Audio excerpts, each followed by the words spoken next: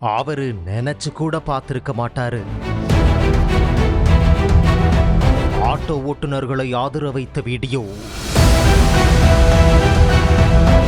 திருவாரூர் மாவட்டம் மன்னார்குடியைச் சேர்ந்த ஆட்டோ டிரைவரான சங்கர் மன்னார்குடி தாமரைக்குளம் பகுதியில் உள்ள ஆட்டோ ஸ்டாண்டில் தனது ஆட்டோவை வாடகைக்கு இயக்கிட்டு வராரு.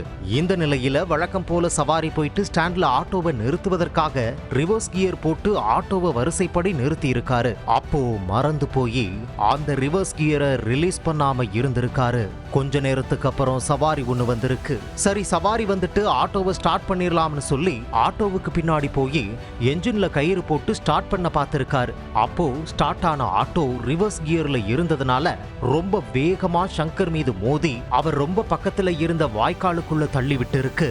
இதுல சங்கர் மேலையும் ஆட்டோவும் விழ அவரோட நெஞ்செலும்பு நாலா முறிஞ்சு மிக ஆபத்தான நிலையில உயிருக்கு போராடிட்டு இருக்காரு.